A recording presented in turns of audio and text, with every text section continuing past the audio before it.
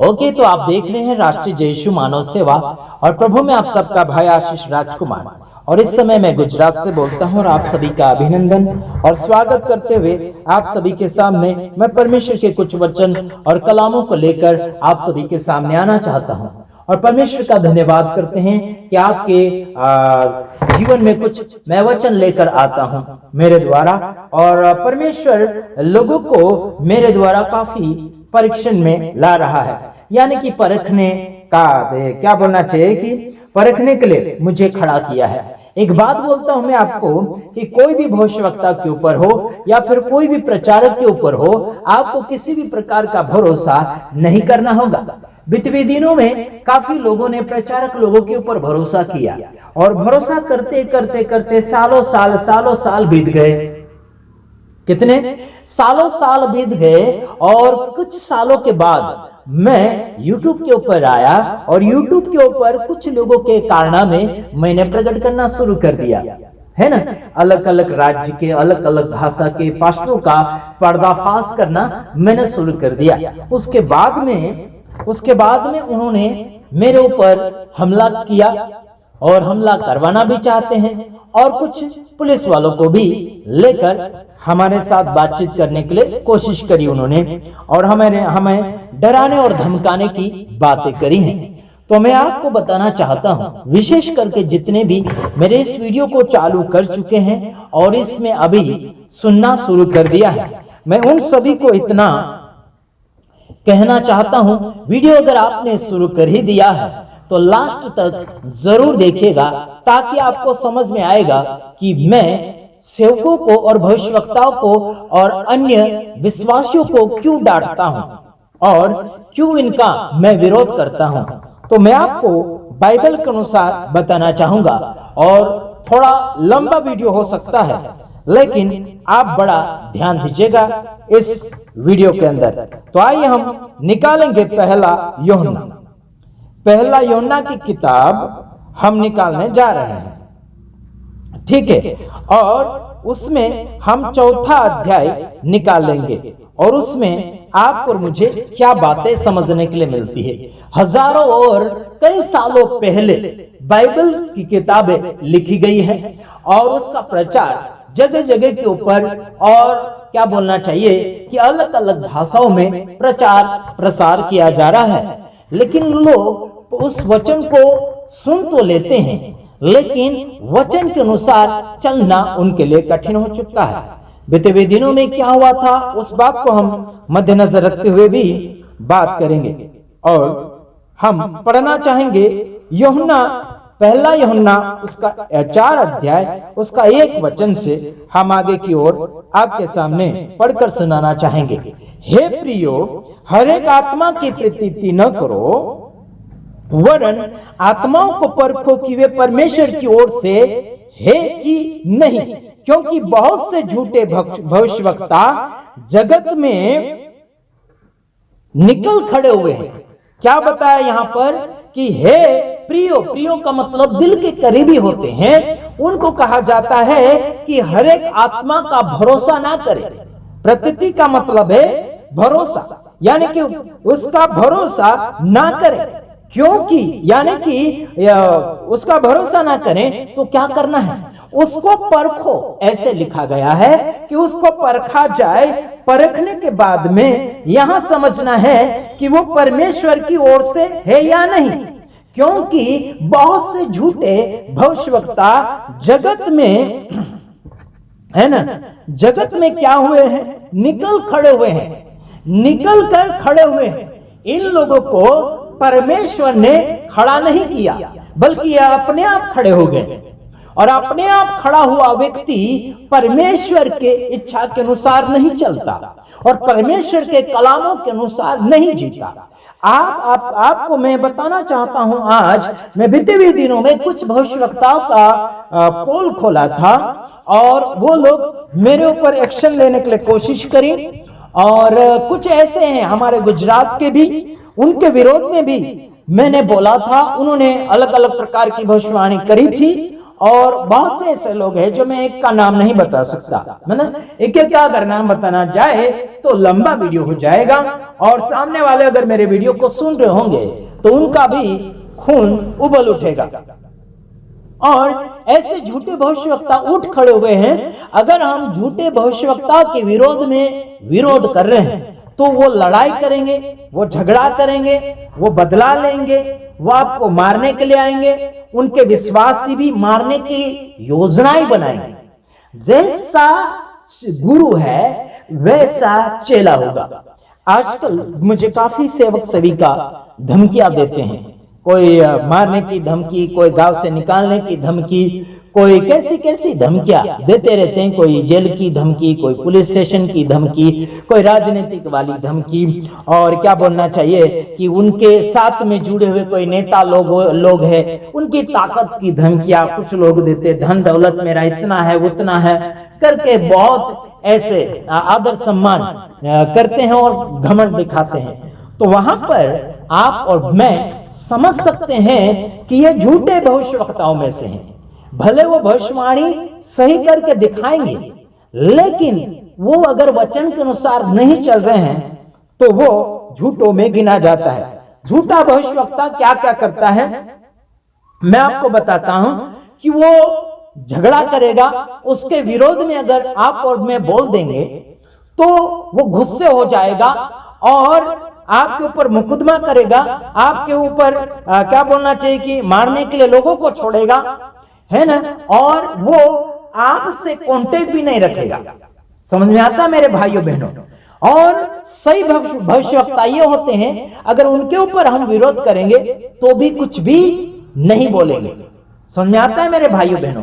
अगर सही भविष्यवक्ता है, उसके ऊपर कोई भी विरोध करता है तो वो कुछ भी आपके ऊपर एक्शन नहीं लेगा, कुछ भी आपके खिलाफ में नहीं बोलेगा, क्योंकि बाइबल में लिखा है, मत्ती रचित सुसमाचार 5वें अध्याय के अंदर लिखा है कि अगर आपके विरोध में कोई भी व्यक्ति बोलता है तो उसके बदले में आपको आनंदित होना है। 11 और 12 वचन में अगर आप देखें, मत्ती उसका 5 और 11 और 12 वचन में, तो विरोधी के बदले में आपको और मुझे आशीष देना है, और वो अगर आपका विरोध करते हैं तो उसके बदले में आपको आनंदित होना है।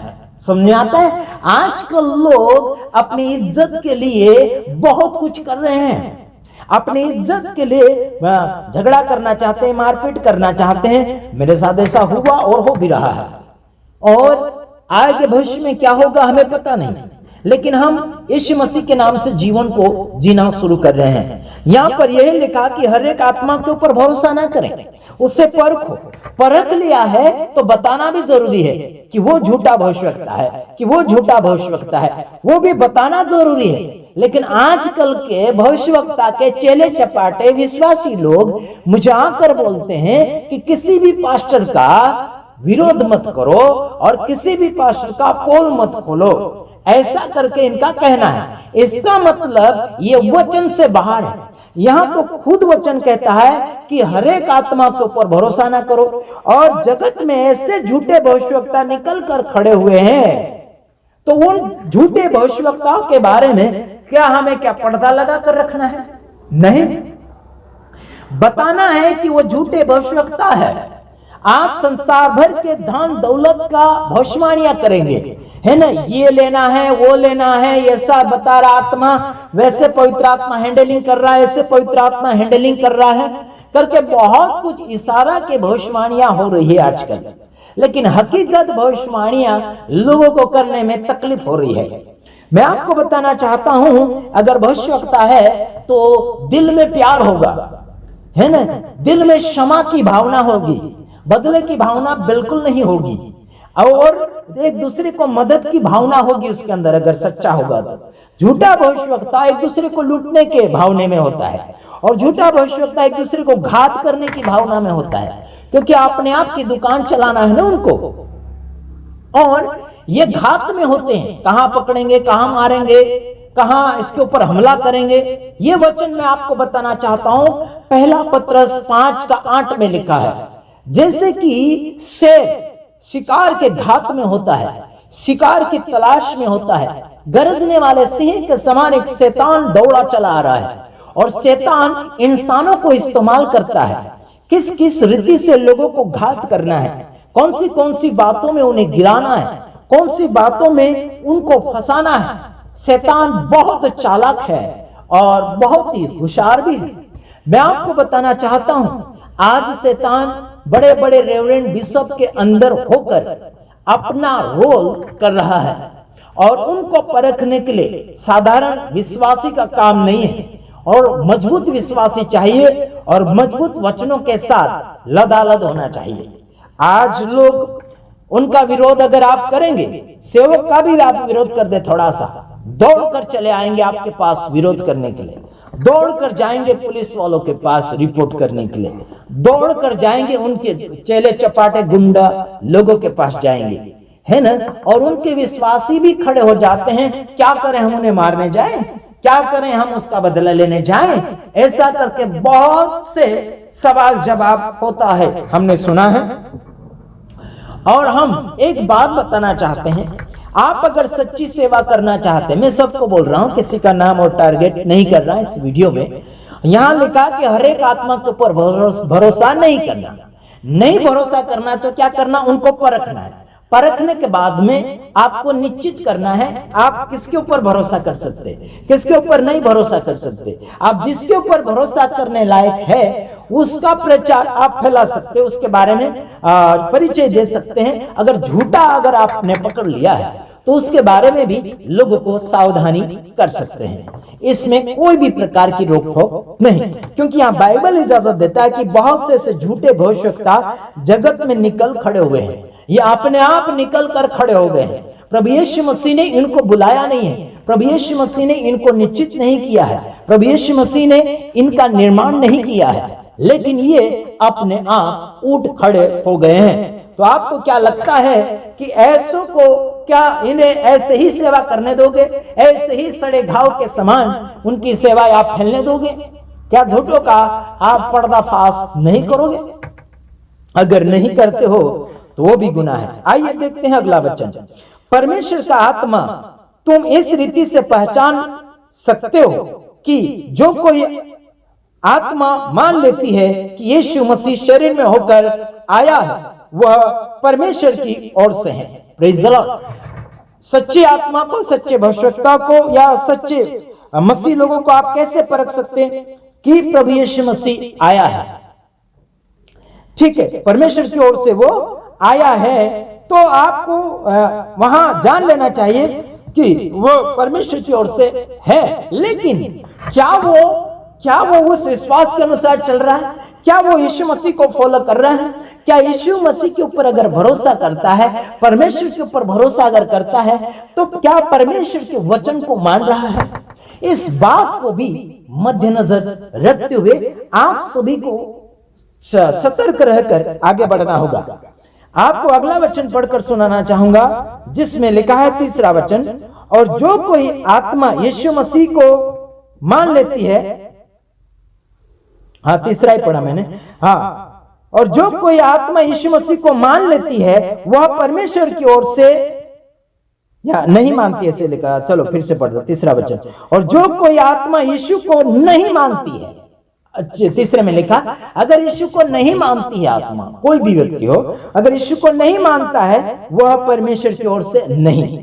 और आगे लिखा, और वह तो मसीह के विरोधी की आत्मा है जिसकी चर्चा तुम सुन चुके हो कि वह आने वाला है और अब भी जगत में है। देखो, जो यीशु मसीह को मान लेता है, मतलब जो कोई आत्मा यीशु को नहीं मानती वह परमेश्वर का विरोधी है। समझ रहे? यीशु मसीह को नहीं मानने का मतलब क्या है मालूम? मतलब जो यीशु मसीह जो वचन बोलते हैं उसे अगर नहीं मानते, उसके ऊपर अगर भरोसा नहीं करते, तो फिर वो विश्वासी नहीं हो सकता। तो फिर वो वक्त नहीं हो सकता। यीशु ने जो कहा वो मानना पड़ेगा। यीशु को माना इसका मतलब उसकी बात को भी मानना पड़ेगा।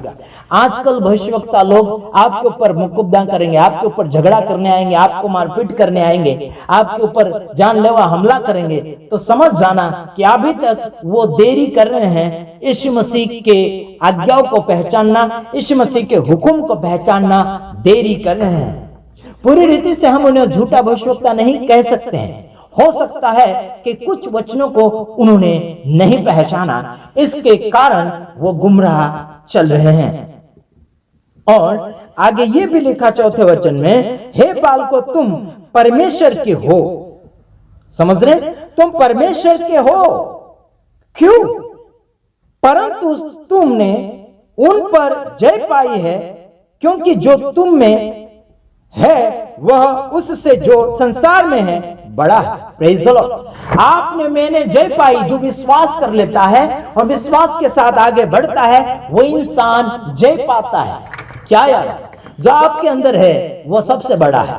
वो कौन है? यीशु मसीह है। और यीशु मसीह का ज्ञान और सच्चाई है आपके अंदर। सच्चाई अगर आपके अंदर है तो आप जीत चुके हैं। समझ रहे हैं यारो? आज यीशु मसीह को लेकर लोग घूमते हैं मन में, लेकिन सच्चाई प्रकट करना नहीं चाहते। अगर उनकी खामियां अगर निकाल कर हम बता दें तो दौड़े चले जाते हैं युद्ध लड़ने के लिए, दौड़े चले जाते हैं सामना करने के लिए। मैंने वचन के साथ बातें करी है। यहां सीधा लिखा कि झूठे भविष्यवक्ता निकल खड़े हुए। तो हमें चेक करना होगा कौन खरा है, कौन सच्चा है, कौन प्रेमालु है, कौन दयालु। अगर उसके अंदर प्रेम भाव नहीं है, समझ लीजिए कोई भी भविष्यवक्ता के अंदर प्रेम नहीं है, दया नहीं है, तरस नहीं है, एकता नहीं है, समझौता नहीं है, सुधारा नहीं है, तो ये आशीर्वाद प्रभु का नहीं हो सकता।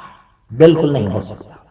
ये झूठा तो झूठा है, भले कोई भी है ना। समझदारी नहीं है ना। झगड़े के ऊपर झगड़ा हो रहा है, उसे आप समझ जा सकते हैं कि उसके अंदर अगर प्रेम की कोई परछाई नहीं नजर आ रही है, तो चाहे वो कितना भी ज्ञान प्रकट कर दे, चाहे वो कितनी भी भविष्यवाणियां कर दे, चाहे वो कितना भी चमत्कार कर दे, चाहे वो कितना भी खुलासा कर ले, चाहे कितना भी प्रार्थना कर करके दुनिया का धन दौलत आपको दर्शन में बता दे, कोई काम का नहीं। अगर प्रेम नहीं तो कुछ भी नहीं। बाइबल प्रूफ है ना। तो उस वचन में आप देख सकते हैं, 1 कुरिन्थी 13 अध्याय के अंदर आप जाकर देख सकते हैं। प्रेम नहीं तो कुछ भी नहीं। इंसान में सबसे बढ़कर प्रेम है, क्योंकि परमेश्वर ने जगत से प्रेम किया था और प्रेम के बदले उसने एक प्रकट किया था सबूती, यीशु मसीह को जगत में भेजा, ताकि संसार के लोग उसके ऊपर भरोसा कर कर अपनी जिंदगी से पाप धो सके, अपने जिंदगी में अनंत जीवन को हासिल कर सके यीशु मसीह को प्राप्त करने के बाद। लेकिन आज आपने और मैंने यीशु मसीह को प्राप्त किया है, तो क्या आपके और मेरे जीवन में लाड़ प्यार है? किसी की गलती सुधारने के लिए कभी आपने तैयारी करी? नहीं करी। हर किसी की गलती लोग सुधारना नहीं चाहते। कहते हैं कि परमेश्वर न्याय कर लेगा, परमेश्वर जानता है, परमेश्वर ने क्या बोलना चाहिए कि किसी को न्याय करने का अधिकार नहीं दिया है, ऐसे करके लोग बोलते हैं। लेकिन मैं आज आपको बताना चाहता हूं कि आपको और मुझे परमेश्वर ने यानी कि यीशु मसीह ने खुद ने कहा कि जगत के अंत तक जाओ, सभी जाति के लोगों के अंदर जाओ और उन्हें क्या करें, जो जो मैंने तुम्हें आज्ञा दी है वो मानना सिखाओ। समझ रहे? आज्ञा का मतलब क्या होता है? नियम कानून, है ना। वो क्या बोलना चाहिए? व्यवस्थित रीति से लोगों को इज्जतदार बनाना है, शिक्षित करना है। क्या है यार? गलती होगी तो गलती बताना पड़ेगा, इसका ही तो मतलब है सिखाना। सिखाने का मतलब क्या है? आप ही बोलिए मुझे। जहां पर जो शिक्षा नहीं है वहां शिक्षा डालना, उसको बोलते हैं सिखाना। हालेलुया। और जहां पर शिक्षा है और वहां शिक्षा दे रहे, तो वहां क्या कर सकते हैं यार? मैं आपको सीधा बताना चाहता हूं, परमेश्वर के वचन सिखाना है तो गलती होगी, वहां गलती दिखाना है। अच्छा है, अच्छा है, ठीक है। बुरा है तो बुरा है, गुनाह है तो गुनाह है ना। दोषी है तो दोषी है, निर्दोष है तो निर्दोष है। आपने और मैंने बाइबल को अपने हाथों में लिया। ये क्यों लिया? बाइबल सही और गलत क्या है वो बताती, बाइबल पाप और धार्मिकता क्या है बाइबल बताती है। तो इसका मतलब क्या हो गया? क्या हो गया? छानबीन तो कर ही रहे हैं, सच क्या है, झूठ क्या है, खुलासा है ना, फैसला तो कर ही रहे। फिर बोलते हैं कि न्याय मत करो। अगर आप बोलते हैं कि न्याय मत करो, तो फिर पुलिस वालों को क्यों रखा, तो फिर जज को क्यों रखा, तो फिर वकील को क्यों रखा, तो फिर अलग अलग प्रकार के अधिकारियों को क्यों रखा? इनको न्यायाधीश के रूप में रखा जाता है ताकि जनता की तकलीफें दूर हो, जनता में सुधार हो, जनता में विकास हो। इसलिए अधिकारियों को उनकी पदवी के अनुसार निश्चित किया गया है। आज आप और मैं प्रभु यीशु मसीह में हैं। प्रभु यीशु मसीह ने आपको मुझे कहीं न कहीं जगह निश्चित करके रखा है, कुछ न कुछ काम सुधारने के लिए, कुछ न कुछ कार्य करने के लिए रखा है। हमेशा लोग बोलते हैं नम्र रहो, नम्र रहो, नम्र रहो, नम्र रहो। नम्र का मतलब क्या है यारो? नियमित रूप से चलना है, नियमित रूप से उसका प्रचार करना, उसका खुलासा करना, उसकी जानकारी देना है। ये नहीं कि कुछ भी आप सहन करते जाओ, कुछ भी आप चुपचाप ये सुनते जाओ, कुछ भी आप मानते जाओ, हर किसी को कुछ भी करे करने दो। ये नम्रता नहीं है। यीशु मसीह भी नम्र था और है। वो सारे संसार में जगह जगह अलग अलग चेलों को भेजता गया और प्रचार होता गया, आज भी हो रहा है। लेकिन आज धंधागिरी करने वाले सेवक सेविका बन चुके हैं, जिनको गाड़ी घोड़ा का सपना है, जिनको बंगला मिलकत की सपना है, जिनको बड़ी बड़ी नौकरियां और बड़े बड़े नोटों का सपना है। वो प्रभु की ओर से नहीं हो सकते हैं। वो झूठे भविष्यवक्ता है, अपने आप का धन और दौलत का घमंड दिखाएंगे, बोलेंगे मेरा इतना बंगला है, बोलेंगे मेरा इतना लोग है, बोलेंगे मेरा इतना धन है, बोलेंगे मेरी इतनी लंबी चौड़ी सेवा है, वहां वहां तक सेवा पहुंची हुई है, ऐसे बोलते हैं।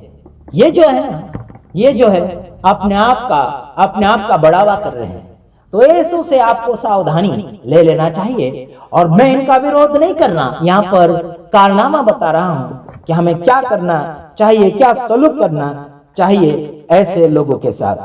तो देखिए 5वां वचन पढ़ूंगा मैं। आगे लिखा, वे संसार के हैं, इस कारण वे संसार की बातें बोलते हैं और संसार उनकी सुनता है।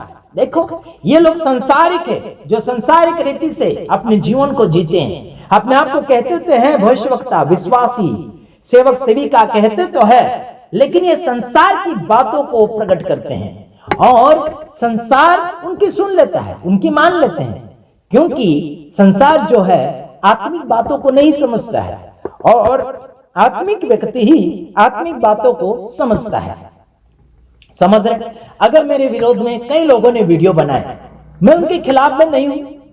कई वर्षों पहले हम लोग टक्कर लड़ते थे, वीडियो टू वीडियो डाला करते थे, लेकिन हमने समझ लिया है कि इन क्या बोलना चाहिए, मूर्ख के सामने मूर्खता नहीं बता सकते हम, है ना। मूर्ख को मूर्ख के समान जवाब नहीं दे सकते, क्योंकि कठपुतला आपने देखा होगा, कुछ कठपुतला देखा होगा, वो तालियां बजाता है, कूदता है, नाचता है, कठपुतली आपने कई जत्रा में या फिर कई जगह बाजारों में देखा होगा। तो हम उनके समान जीवन नहीं जीते हैं।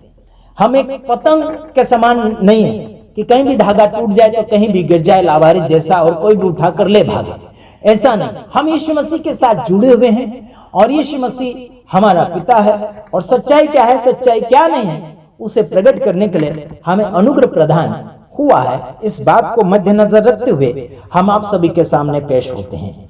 तो मैं आशा करता हूं कि आप सही और झूठे भविष्यवक्ताओं को परखें और बता दीजिए कि कौन सही है, कौन गलत है, तो वो लोग समझ जाएंगे। ठीक है, तो याद रखना, अपने लोगों को सावधान करिए, अपने परिवार भाइयों बहनों को, दोस्तों यारों को सावधान करिए, है ना। मेरे पास बहुत से ऐसे आते हैं, झूठे भविष्यवक्ता लोग आते हैं जो हमसे टक्कर लड़ने के लिए कोशिश करते हैं, हमें डराने और धमकाने की कोशिशें करते हैं। तो मैंने सीधा बता दिया वचन के अनुसार अभी कि जो कोई भविष्यवक्ता, पास्टर, सेवक सेविका, मसीह समाज के जो भी लोग हैं, जो लोगों का मुर्दाबाद नारा लगाते हैं, जो उनको नाश करने का सोचते हैं, विरोधी, समझ ले आपके विरोध में किसने बोला।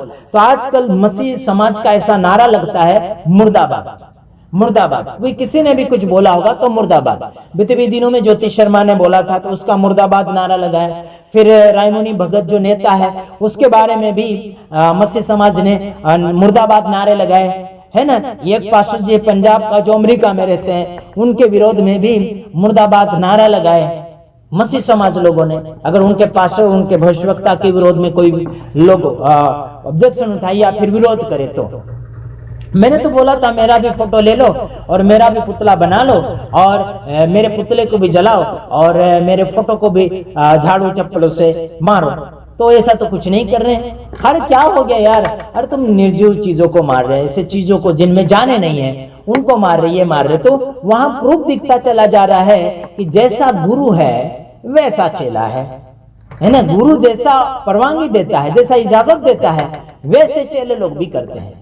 अभी आपने देखा होगा कि मेरे ऊपर कितने लोगों ने हमला किया, गाली गलौज दी, उल्टा सुल्टा बोला, फिर भी कभी भी मेरे साथ में जो मेरे फॉलोअर्स है, चाहे वो यूट्यूब से जुड़े हैं, चाहे फेसबुक से जुड़े हैं, मेरे क्या बोलना चाहिए व्हाट्सएप ग्रुप के अंदर जुड़े हैं, किसी ने भी अनब सनब बोला क्या? किसी को नहीं बोला।